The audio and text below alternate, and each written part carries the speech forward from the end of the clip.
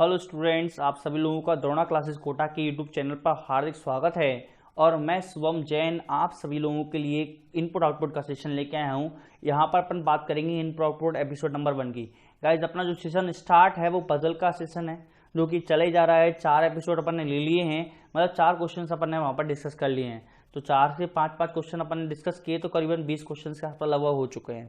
ठीक है ना। तो टेंशन नहीं लेनी है सर, किस तरीके से क्वेश्चन आने वाले हैं, कैसे करने वाले हैं, क्या नहीं करने वाले हैं, वो सारी चीज़ें मैं आपको बताऊंगा, यहाँ पर सिखाऊंगा। इनपुट आउटपुट का एपिसोड नंबर 1 है, इसलिए आप लोग एंड तक देखें और देखें कि किस तरीके से अपन क्वेश्चंस को हल करते हैं और किस तरीके के क्वेश्चंस आप लोगों के एग्जाम्स में आते हैं। बहुत सारे स्टूडेंट्सों की डिमांड थी, इसलिए मैं इनपुट आउटपुट का सेशन लेके आया हूँ आप लोगों को पहले बीच में ही। पजल का सेशन भी अपना स्टार्ट रहेगा, अल्टरनेटली अपन इसको यूज करेंगे। ठीक है गाइस, अगर आप लोगों ने इस चैनल को सब्सक्राइब नहीं किया है तो जरूर सब्सक्राइब करें और बेल आइकन को जरूर दबाएं गाइस। ठीक है, चलिए चलते हैं अपन सेशन के ऊपर। सबसे पहला यही है कि सर जो भी रीजनिंग से रिलेटेड डाउट्स हैं आप लोगों के, आपके मन में जो भी डाउट्स रीजनिंग से रिलेटेड है वो आप इस नंबर पर कांटेक्ट करके आप लोग मेरे से पूछ सकते हैं, या फिर इस फेसबुक पेज है जहाँ पर मैसेज छोड़कर आप लोग मेरे से पूछ सकते हैं। चलिए चलते हैं अपन पहले क्वेश्चन की तरफ। मैं आप लोगों को लेके चलता हूँ। पहला क्वेश्चन आप लोगों की स्क्रीन पर आ चुका है गाइस। अगर मैं पहले क्वेश्चन के बारे में आप लोगों से बात करता हूँ, सर ये पहला क्वेश्चन कंसेप्ट क्या लेके जा रहा है ना। तो ये पहला क्वेश्चन का कंसेप्ट जो है वो उसी कंसेप्ट के ऊपर अपन यहाँ पर चर्चा करने वाले हैं। चलिए कोई बात नहीं, चल देखते हैं सर क्वेश्चन क्या है। आप लोगों ने देख लिया होगा क्वेश्चन क्या है, ठीक है ना। अब इसमें क्या दे रखा है आप लोगों को, सर इनपुट दे रखा है। क्या दे रखा है गाइज आप लोगों के लिए, यहाँ पर इनपुट दे रखा है कि नहीं दे रखा, कि सर इनपुट हमको दे रखा है। यहाँ पर किस तरीके का इनपुट दे रखा है, तो आप लोगों को इनपुट में यहाँ पर ये दिखा रहा है कि ये संख्या है ना। फिर स्टेप 1 दे रखी है, स्टेप 2 दे रखी है, स्टेप 3 दे रखी है, ऐसे स्टेप करके कुल मिलाकर कुल 6 स्टेप दे रखी है। ठीक है ना। लास्ट स्टेप क्या है, इसका आउटपुट है। लास्ट स्टेप हमेशा क्या करनी जाएगी, आउटपुट करनी जाएगी फॉर दिस इनपुट। किसके लिए, 6 जो इनपुट दे रखा है उसके लिए लास्ट स्टेप क्या है, एक 6 नंबर की जो स्टेप है वो लास्ट स्टेप है और एक आउटपुट की तरह काम करेगी। समझ में आ गई बात आप लोगों को। चलिए देखिएगा ध्यान से किस तरीके से हम वर्कआउट कर रहे हैं, क्या क्या करने वाले हैं। अब सबसे पहले इसमें अपन को मेथोडोलॉजी समझने की जरूरत होती है, सर इसमें हो क्या रहा है, एक्चुअल में क्वेश्चन में क्या किया जा रहा है जिससे ये क्वेश्चन सॉल्व हो रहा है अपना, है ना। तो देखते हैं ध्यान से सर किस तरीके की बात करी जा रही है और क्या क्या हमारे पॉइंट्स अबाउट किए जा रहे हैं। चलिए पॉइंट्स के बारे में अगर अपन बात करें, सबसे पहले जो बात करते हैं, सबसे पहले जो है इनपुट के बारे में बात करेंगे। इनपुट में सबसे पहले जो इनपुट दे रखा है आप लोगों को, उस इनपुट के अगर आप ध्यान से देखें तो 58 29 है ना, 64 48 22 16 20 और 62 है, यही था। इसके बाद क्या किया गया, इसके बाद ये किया गया कि स्टेप 1 में अपन ने 16 को आगे रख दिया। अब 16 क्या हो सकता है, या तो ये स्क्वायर नंबर हो सकता है या फिर एक सबसे छोटी संख्या भी हो सकती है। हो सकती है कि नहीं हो सकती, सर ये 16 जो है एक छोटी संख्या है जो कि सबसे छोटी संख्या है। ठीक है ना, इस वाले पार्टी क्या है, सबसे छोटी संख्या है। सबसे छोटी संख्या को पहले लिख दिया 16 को, बाकी का 16 उठा के अपन निकाल लेके आ गए, यहाँ पर आगे लेके आ गए, है ना। अपन जैसे ही इसको आगे लेके आए तो देखिएगा 16 को अपन जैसे ही उठा के लेके आए उससे क्या हुआ सर, 58 29 64 48 22 और 20 और 62 सेम टू सेम बाकी की लाइन जम गई। अभी अगर बात कीजिए 16 जम चुका है, अब कौन सा छोटा है सर, जो छोटा है अब वो है 20। कौन सा आएगा, इस 20 है, तो अपन 20 को उठा के लेके आए। लेकिन इस बार 2 तरीके से रख सकते हैं, या तो आउटवर्ड रख सकते हो या फिर आप कह सकते हो इनवर्ड रख सकते हो, मतलब अंदर की तरफ और बाहर की तरफ। तो देखिए 20 का रखा है सर अंदर की तरफ रखा है। इस वाली लाइन में अगर बात की जाए 20 के बारे में बात की जाए तो 20 का रखा है अंदर की तरफ रखा है कि नहीं रखा, समझ में आ रही, दिख रहा है आप लोगों को अच्छे से। बस यही देखना है कि पॉइंट क्या लगा रहा है, मैनेज क्या कर रहा है, कंडीशन क्या लगा रहा है, बस वो देखना है अपन को। सबसे छोटी संख्या थी 16, उसको सबसे पहले रख दिया। उसके बाद सर उससे बड़ी संख्या 20 थी, उसको बाद में रख दिया। लेकिन कहां पर है, तो अंदर रख सकता है, बस बाहर रख सकता है। ठीक है, तो अंदर रख दिया अपन ने, है ना। अंदर की तरफ, अंदर की तरफ मतलब होता है या तो लेफ्ट हैंड साइड या फिर राइट हैंड साइड, आप तो ऐसे मान लीजिए आपके हिसाब से।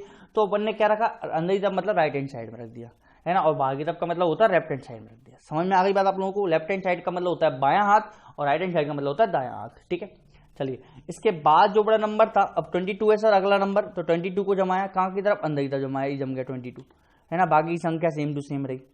इसके बाद सर 29 है अगला नंबर, 29 का नंबर आया तो 29 को जमा दिया, है ना। बाकी की संख्या क्या रही, सेम टू सेम रही। उसके बाद कौन का नंबर आने वाला है, सब 48 का नंबर आने वाला है। 48 क्योंकि इससे बड़ा है तो 48 को जमा दिया, बाकी संख्या सेम टू सेम रही। अब किसका नंबर आने वाला है सर, 58, तो सेम टू सेम जम रहा है।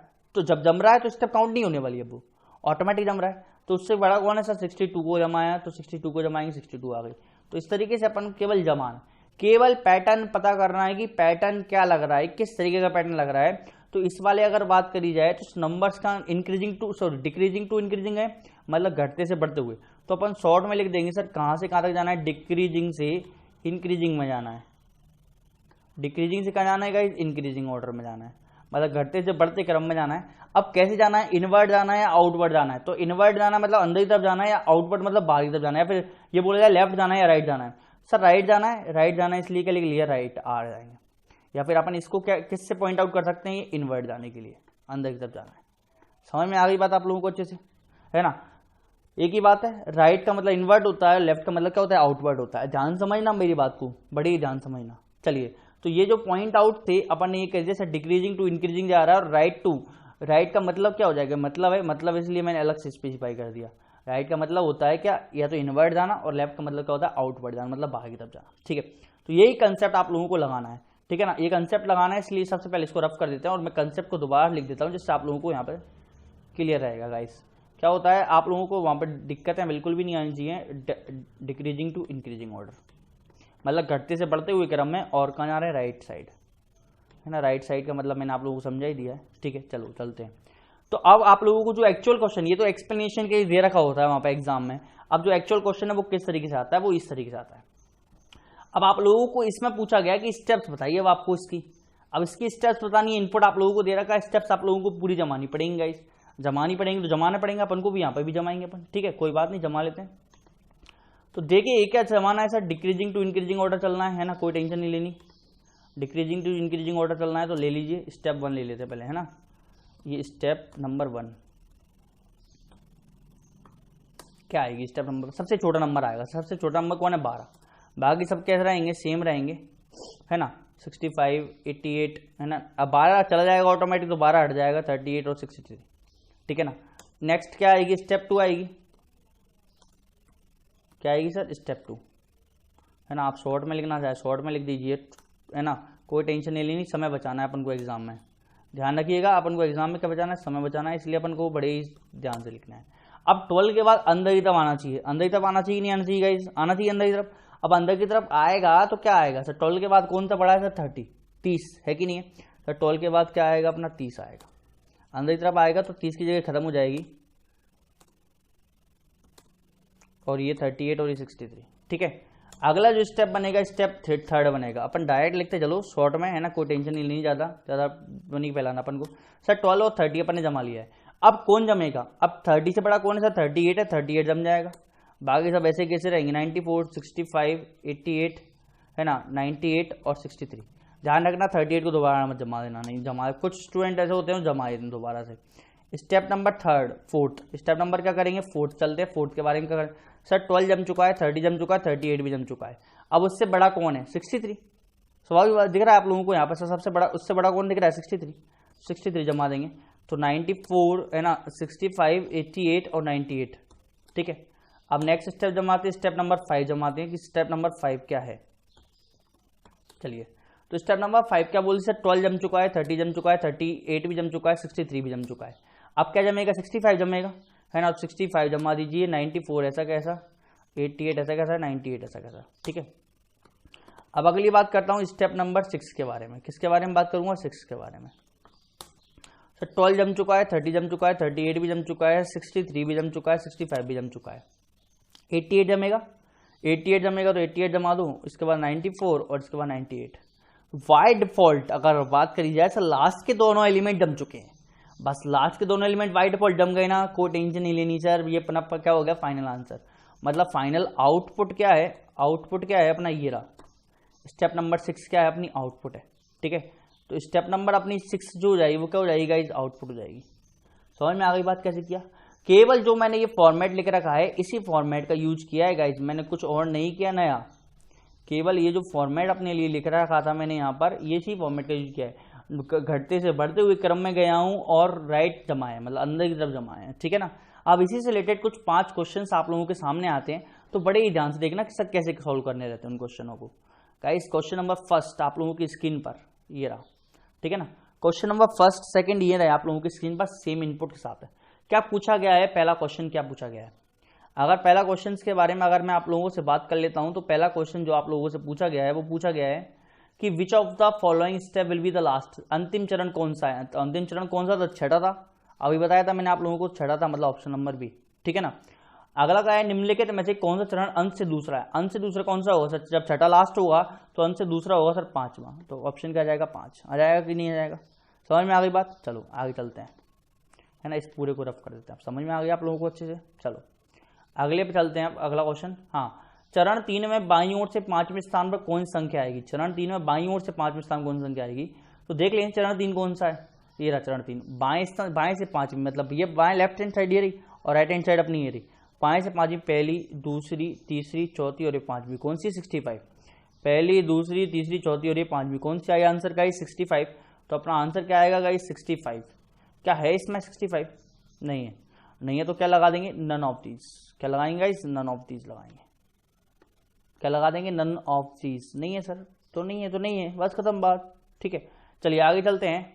आगे के लेकर निम्नलिखित आउटपुट कौन सा कदम होगा। ये जो लिख रहा है कि ये जो लाइन 12, 30, 38, 63, 65, 64, 68, 88 और 98, ये कौन सी है उस इनपुट के अंदर, देखा जाए सर 12, 30, 38, 63 और 65, ये बिल्कुल क्रमबद्ध जम रहे हैं। क्रमबद्ध जम रहे हैं कि नहीं जम रहे, देख लेते हैं अपन, क्रमबद्ध जम रहे हैं तो देख लेते हैं सर 12, 30, 38, 63, 65, 68, ये रहे, लेकिन ये कौन सा नंबर के नंबर है, 5वें नंबर का आउटपुट है गाइस। कौन सा नंबर का है, 5वें नंबर का है, इसलिए 5वें नंबर का है तो स्टेप नंबर 5 क्या आएगा, स्टेप नंबर 5 हो जाएगा। समझ में आई, बहुत ही सिंपल आते हैं, अगर आप लोगों ने एक बार इनपुट जमा लिया तो बहुत ज्यादा सिंपल हो जाता है आप लोगों के लिए। चलिए आगे चलते हैं, है ना। हाँ, अगर ये पूछा गया है कि सर इनपुट चरण 5 दे रखा है और आप लोगों से निम्न में से कौन सा निश्चित रूप से चरण 1 होगा, तो याद रखिए फर्स्ट से आप 4th निकाल सकते हैं, फर्स्ट से आप 6th निकाल सकते हैं, फर्स्ट से आप 3rd निकाल सकते हैं, फर्स्ट से आप 7th निकाल सकते हैं, 2nd भी निकाल सकते हैं, कुछ भी निकाल सकते हैं फर्स्ट से, या फिर इनपुट से आप कुछ भी निकाल सकते हैं, लेकिन कभी भी रिवर्स में आप नहीं निकाल सकते, ध्यान रखना। इसलिए इस क्वेश्चन का आंसर क्या आ जाएगा, कांट बी डिटरमाइन। गाइज अपन नहीं निकाल सकते, क्या पता किस तरीके से जम रहा हो, हमको नहीं पता है, आप लोग ऐसा नहीं कर सकते, इसलिए अपन याद रखना कांट बी डिटरमाइन, ज्ञात नहीं कर सकते लिखेंगे। हाँ, अगर पहले से अगर इसने 7वां पूछा होता, 6ठा पूछा होता, 5वां, 14वां, तीसरा कोई भी पूछा होता, है ना, पहले के बाद वाला जो भी है, तो अब निकाल सकते थे, लेकिन इसने पूछा है 5 में से पहला, मतलब रिवर्स में गया है, रिवर्स में हम कभी नहीं निकाल पाएंगे। तो ये 5वें क्वेश्चन का आंसर क्या आएगा, कांट बी डिटरमाइन। ध्यान रखना एक क्वेश्चन ऐसा जरूर आएगा आपके एग्जाम्स में, ठीक है ना। तो ये इनपुट आउटपुट का क्वेश्चन हुआ जो कि आप लोगों के एग्जाम्स के पॉइंट ऑफ व्यू से बहुत ज्यादा इंपॉर्टेंट है, चाहे वो कैट के बारे में बात की जाए, चाहे वो बैंक के बारे में बात की जाए, चाहे वो पटवारी एग्जाम्स के बारे में बात की जाए, फिर अदर कॉम्पिटेटिव एग्जाम्स के बारे में बात की जाए, बहुत ही ज्यादा इंपॉर्टेंट रहने वाला है आप लोगों के लिए, इसलिए ध्यान से देखना। अगले ही सेशन में मैं आप लोगों के लिए बहुत ही अच्छा क्वेश्चन और भी लेके आऊंगा। चलिए जब तक के लिए धन्यवाद, है ना। सब्सक्राइब करना और लाइक करना बिल्कुल भी मत भूलिए सेशन को, और शेयर कीजिए अपने ज्यादा से ज्यादा फ्रेंड्स के साथ। थैंक यू, मिलते हैं नेक्स्ट सेशन में, धन्यवाद।